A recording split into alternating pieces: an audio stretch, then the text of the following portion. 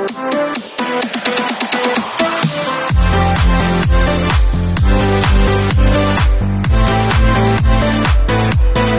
our ingredients for the bottom.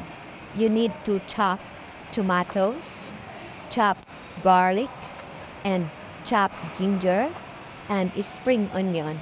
Remember, the way you chop, it depends to you. No rules at all. After you chop it all, just set aside. Then, after set aside, we will prepare our sauce. All the sauce is displayed in these videos. Why you see a spoonful full? Because this is the one I will use. 1 spoon every sauce. 1 spoon every sauce. And then you just add 6 spoons of water. Use boiled water. So you may see here, after you chop everything and prepared, you just set aside this one. And you will see, this is the way I cut. This is I will put at the bottom. Lalagay ko ito sa bottom. Ito yung mga ingredients. Nakalagay dyan lahat. Itong spoon ang ginamit ko. Tag-iisang tablespoon yan. And then dagdagan nyo lang ng 6 na ganyan din na spoon na hot o boiling water. After that, i-mix mo siya. Pwede mo siya ng haluan diretso na 1/4 teaspoon ng ating cornstarch para lumapot siya. So, ang lulutuin natin ngayon ay beef, pero kakaibang klaseng luto. Gagamitin ko ay yung ginagamit po pang hot pot, yung ating tofu roll sheet. Ibabad natin yung tofu roll sheet sa tubig around 15 seconds bawat isa, and then i-drain lang natin siya. Paka-drain, so i-open natin siya, i-flat natin siya. So makikita nyo dito, after that, after nitong preparation ko ng sauce, so ito na yung sauce niya. Napakadaling sundan. Para naman maiba yung klase ng pagluluto ninyo, hindi laging diretso sa kawali. Ngayon gagamit tayo ng tomato. Para siyang hot pot at the same time, ibang klaseng way lang ng luto. So, eto na siya. Ito yung ating tofu sheet na ating gagamitin. Roll sheet ito, yung pang nilalagay sa ating hot pot. So, after nyo itubog sa tubig, i-flatten nyo siya. Hindi yan siya ngayon magka-crack kasi lumambot siya sa tubig. Ipa-flatten nyo lang. After mo siyang ma-flat, ganyan. Kung gusto ninyo guys na mas madali, naaganin nyo siyang gawin, i-prepare yung pagpa-flat. So, pag na-flat na siya na ganyan, ilalagay nyo na yon sa ibabaw yung ating sukiyaki beef. Sukiyaki, ibig sabihin manipis na pagkaka-slice ng beef. Etong aking binoballs na yon, ilalagay natin ito sa ibabaw ng sukiyaki beef. Ito yung tinatawag na shrimp paste. Gawin mo lang siyang flatten, haba, na umabot doon sa haba din ng ating tofu sheet o tofu roll sheet. Kasi ito yung i-stick doon sa ating tofu sheet para pag niluto natin siya, hindi siya mag-open. So, i-flatten lang natin siya sa init plastics. So, makikita nyo after that kung paano ko siya flinat. Very simple actually, guys. Yan. Paka-flat mo siya na ganyan, i-set aside mo siya kasi ilalagay natin siya sa ibabaw ng ating beef. So, ito ay malagkit. Kaya, kailangan yung gawin sa plastic. Yan. After natin siya ma-flat na ganyan, yan. So, nakuha natin yung i-set aside lang natin siya. Kasi for later purposes ito. So, after nito, see, pwede nyong i-flat ng inyong kamay. Use also anything plastic in your hands para hindi siya mag-stick. After nito, lalagyan natin itong sukiyaki slice beef. Manipis na manipis yan, guys. Yan. Yung beef natin, guys, Depende rin sa inyo ang paglagay nyo. Kung gusto nyong diretso ang haba o putol-putulin nyo. Ako pinutol-putol ko siya para pag kinagat mo, mas madali siya. Hindi siya matatanggal doon sa ating tofu sheet. So after natin mailagay niyan, pwede tayong mag-add dyan guys ng kahit na anong klaseng vegetable sa ibabaw ng ating beef. Pero sa akin, nilagay ko ngayon dyan na vegetable ay yung aking juliennes na cutting ng ating cabbage. Pwede kang mag-add ng carrot, pwede kang mag-add dyan ng spring onions, depende sa inyo. So after nito guys, na nailagay nyo na yung beef, na flatten nyo na rin, na ganyan, idadash mo lang siya ng ating black pepper. Pagkadash mo ng black pepper, nasa sayo din. Ako gumamit ako ngayon ng chili powder. Pero kung ayaw mo na medyo may twist ng anghang, huwag ka na maglagay. Depende sa iyo yan.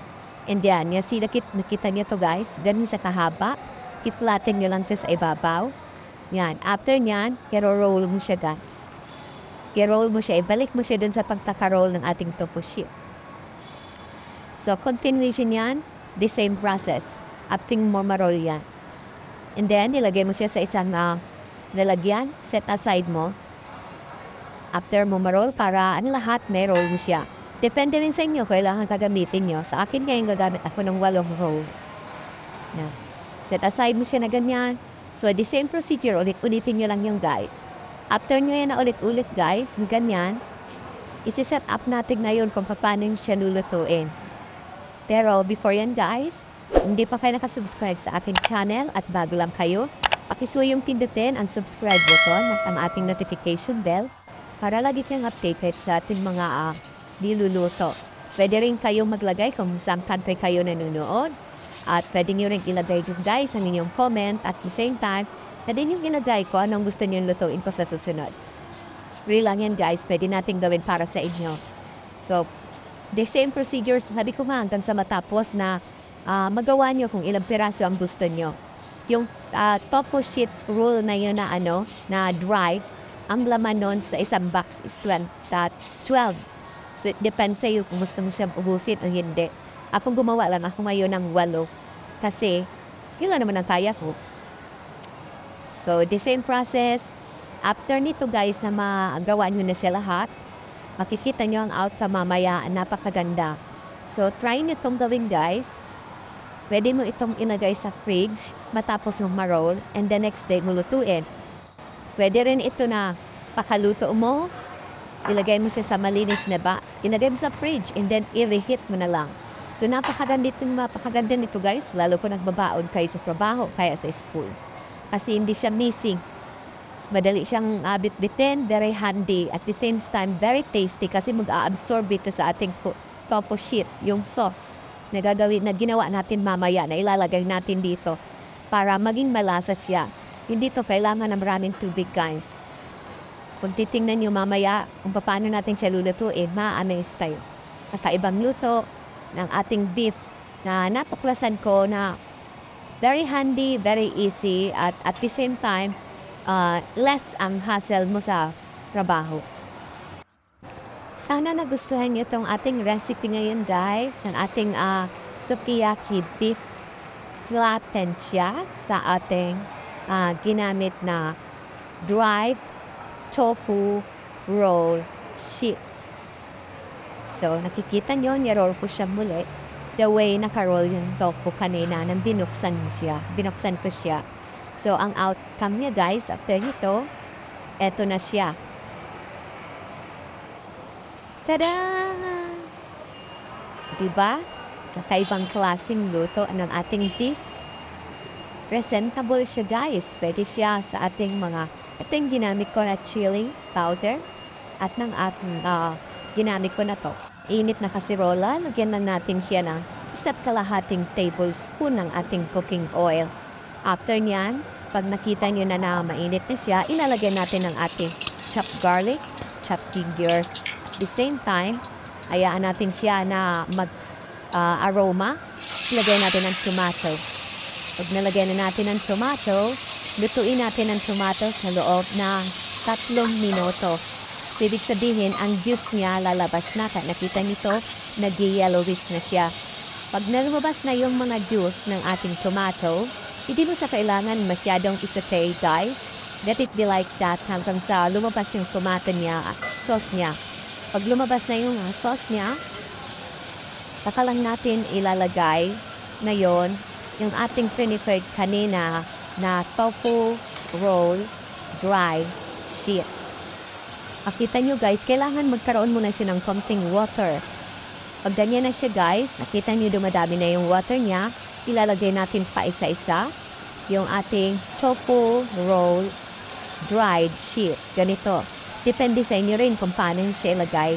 Pero ako gusto ko siyang i-layer para pag pinik up mamaya, luto na siya. Pwede niyo siyang i-serve. Ito na mismong kasirola. Huwag yun ang tanggalin dyan or ilipat nyo. It depends din sa inyo. Wala siyang rules. Ang sabi ko lang, very presentable ito guys. Pwede siya sa mga handaan. At the same time, quite unique na luto ng ating beef. Hindi lang lagi natin niluluto ang beef na puro lang na beef na lagyan ng gulay. Pwede natin siya mas masarap ito guys kasi yung sauce niya mag-collaborate din sa ating tofu dried sheet, which is very tasty siya pag kinain mo. And then, makikita mo, takpan natin to guys. Pag nailagay na natin siya lahat na ganyan, na nakita natin na absorb na, ilagay natin muna ang sauce. Ito yung sauce na kanina prepared natin. Tag-iisang tablespoon. And then, 6 na tablespoon na boiled water ang ginagay natin dyan. And then, 1/4 teaspoon na cornstarch. Paghaluhaluin natin, tapos, lagay lang natin siya sa ibabaw. Ibuhos natin sa ibabaw. After nito, makita nyo ganyan na siya, guys. Kita nyo ng ganyan. Saka natin siya ngayon, lalagyan ng takip. Natin siya, guys, sa loob ng 3 minuto. After nyan, i-open natin siya. Uncover natin. And then, makikita nyo, saturated ang sauce niya. Pwede natin ilagay sa ibabaw yung sauce, guys. Pero wag yung gagalawin, guys. Yung the way na nilagay mo yung tofu sheet. Hayaan mo siya na ganyan. Pwede mo lang siyang galawin ng konti para makita mo kung dumikit siya sa ilalim o hindi. Pero sa totoo lang, hindi ito didikit kasi meron siyang tomato.